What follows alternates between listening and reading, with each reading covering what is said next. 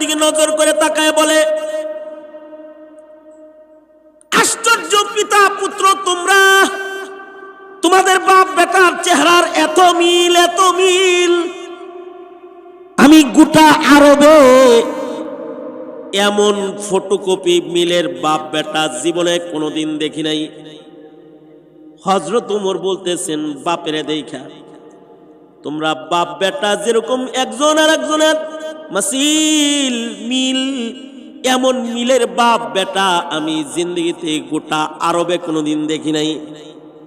মানে বাপে কয় কি, আমিরুল মুমিনিন, আমরা বাপ বেটা দুইজনের চেহারার মিলটাই দেখলেন, আমাদের আর কিছু কি আপনি শুনবেন না যে এ বাচ্চাটা আমি কেমনে পাইলাম, এটা কি একটু শুনবেন না?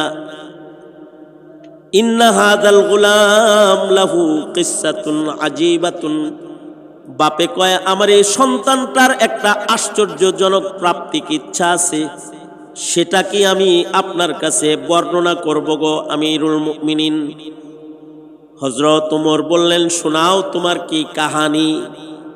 লোকটা বলে, আমিরুল মুমিনিন, বিয়ে করলাম, আমার বিবির পেটে বাচ্চা চলে আইলো।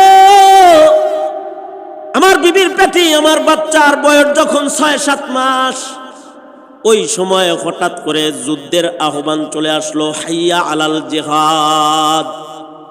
আমিরুল মুমিনিন গো, যুদ্ধের আজান শোনার পরে সাথে সাথে নিজের বিবি বাচ্চা ফেইলা যুদ্ধের জন্য আমি রওনা করতেছি। ঢাল তরবারি লইয়া আমি দাঁড়ায় গেছি, যুদ্ধের সাজে সজ্জিত হয়ে আমি যুদ্ধে যাব। বিবি আমার সন্তান পেটে দাঁড়ায়া আমার সামনে দাঁড়ায় বলে, স্বামীহি যাইতেছেন আল্লাহর রাহে যুদ্ধ করার জন্যে, শহীদ হইবেন নাকি গাজী হইবেন জানেন হলেন স্বয়ং আল্লাহ, কিন্তু আপনার একটা আমানত আপনি আমার পেটে রেখে যাইতেছেন।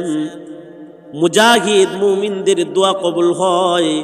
ওগো স্বামী, নিজের এই সন্তানটার জন্য যুদ্ধে যাওয়ার আগে কমাস কমি একটু দোয়া কইরা যান। দেখবেন দাওয়াত ও তাবলীগের গাছ যখন বাইর হয় তখন দোয়া কবুল হয়। এই কারণে দিনের রাস্তায় বের হওয়ার আগে দোয়া কবুল হয়, এ কারণে বের হওয়ার আগে দোয়া করে, আগে দোয়া কইরা তারপরে বাইর হয়ে যায়। যে কোনো দিনই সফরের আগে দোয়া করলে দোয়া কবুল হয়। এই মুজাহিদও আল্লাহর আদালতে দোয়া করুক, এটা তার বিবি চায় যে আপনি মুজাহিদ ফি সাবিলিল্লাহ। জানি না গাজী হইয়া ফেরত আসবেন নাকি শহীদ হইয়া আল্লাহর জান্নাতে চলে যাইবেন। কম আজ কম আপনার রেখে যাওয়া আমানত সন্তানটার জন্য নিজের মুখে একটু দোয়া দিয়া যান। হযরত উমর শুনতেছেন, বাপ বলে, ওগো আমিরুল মুমিনিন,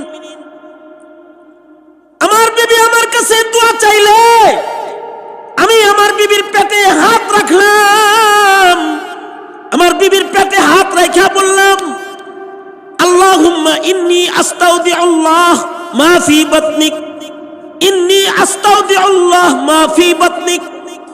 এই বিবি, তোর পেটে আমি আমার যে সন্তান রেখে গেলাম, আমার সন্তানটাকে আমি আমার আল্লাহর কাছে দিয়ে গেলাম।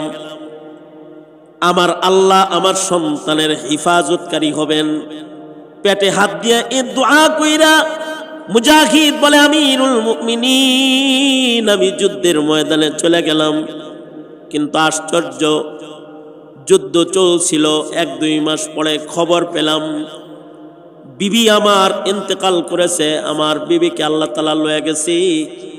আশ্চর্য হলো, বিবি মারা গেছে কিন্তু তার সন্তানটা প্রসব হয় নাই, সন্তান পেটের ভেতরেই আছে। মাসআলা মাফিক, মা সন্তানকে এক কবরে দাফন করা হয়েছে। মায়ের পেটে সন্তান আর মা মরে গেছে, সন্তান সহ আমার বিবিকে দাফন করা হয়েছে। আমি যুদ্ধ শেষ করে কয়েক মাস পরে বাড়িতে আসলাম। বাড়ি আসার পরে এলাকার লোকেরা কয়, গেলা তো যুদ্ধে, কিন্তু তোমার বিবি তো মারা গেল। আমরা এলাকাবাসী ভয়ে তোমার বিবির কবরের কাছে যাই না, কারণ রাতের গভীর রজনীতে তোমার বিবির কবরের ভেতরে আগুনের ফুলকি উঠতে দেখা যায়। অর্থাৎ রাতের গভীরে দেখা যায় যে তোমার বিবির কবরে আগুন জ্বলে, আগুন দেখা যায়। লোকটা বলতেছে আমিরুল মুমিনিন, আমি চিন্তায় পড়ে গেলাম। না না না, এমন হওয়ার কথা না, কারণ আমার বিবি নেককার, আমার বিবি আবেদা সালেহা কানেতা জাহেদা মুমিনা আশিকা। একটা নেককার রমণীর যত গুণ আছে সব আমার বিবির ভিতরে আছে। সে নামাজ পড়ে, নফল রোজা রাখে, আল্লাহর হুকুম মানে, আল্লাহর হুকুমের বাইরে সে কখনো চলে না। এরকম একজন আবেদা মানুষের কবরে আগুন জ্বলে হইতে পারে না। আর আল্লাহ তাআলা তাকে শহীদি মরণ দান করেছেন। হুকমান সে শহীদ, কারণ হলো তার পেটে বাচ্চা থাকা অবস্থায় সে শাহাদাত বরণ করে মরেছে। শহীদের কবরে কেমনে আগুন হয়?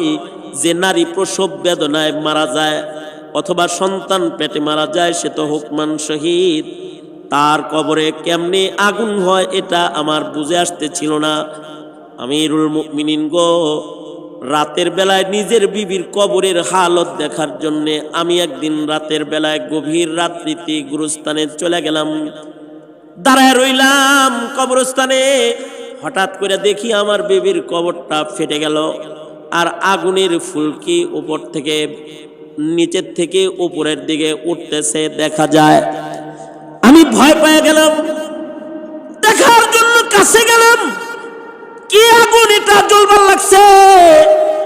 ওগো আমিরুল মুমিনিন, কাছে যায় আশ্চর্য দেখতে পাইলাম ওটা কোনো আযাবের আগুন না, ওটা একটা বাতির আগুন, যেটা ঘরের ভেতরে আলোর জন্য কুদরতি ভাবে আল্লাহ জ্বালাইছে। কিন্তু কখনো কখনো বাতাস লাগলে এই বাতির আগুনগুলো কবরের উপরে উঠা যায়। আমি কাছে যাইয়া দেখি আমার বিবি আমার সন্তানরে বসে বসে দুগ্ধ পান করাইতেছে। আমি কবরের পারে দাঁড়াইলে আমার বিবি সন্তান কোলে কোলে বলে, স্বামী হি, নিজের সন্তানের লেগে দোয়া করলা, নিজের বিবির জন্য দোয়া করার কথা ভুলে গেলা। সন্তান আল্লাহর কাছে দিয়া গেছিলা, এ যে নাও তোমার আমানত, তোমার মনিব আমারে ফেরত দিতে কইছে, এই যে নাও লয়ে যাও। আমার বিবি কবর থেকে হাত বাড়ায় আমাকে সন্তান তুলে ধরলে, এই সন্তানটাকে আমি কোলে লইলাম। বিবি আমার বলে, স্বামী গো, সন্তানের লেগে দোয়া করলা কিন্তু নিজের বিবির জন্য দোয়া করলে না। যদি বিবির জন্য দোয়া করতা তাহলে যুদ্ধের ময়দান থেকে আইসা নিজের বিবিরেও পাইতা। ছেলের লেগে দোয়া করছো, ছেলে পাইছো, বউ পাইলা না। এই কথাটা বলার সাথে সাথে কবরের মাটিটা মিশে যায়, কুদরতি ভাবে বন্ধ হয়ে যায়। সন্তান আমার কোলে, অর্থাৎ আমিরুল মুমিনিন, আমার এই সন্তানটা এমন সন্তান যেটা আমার দুয়ার বদলায় আল্লাহ হেফাজত করেছে। যে সন্তানের জন্ম হয়েছে কবরের ঘরের ভিতরে, আর তার চতুর্পাশে নিগরানি করছে নার্স হলো ফেরেশতারা, আর জন্মের পরে তাকে তার মা জান্নাতি মায়ের দুধ খাওয়ায়া পালছে। যুদ্ধের থেকে আসার পরে আমার সন্তান আমাকে আল্লাহ তাআলা আমানত দিয়েছে। দেখেন না সন্তান আর আমার ভেতরে কত মিল।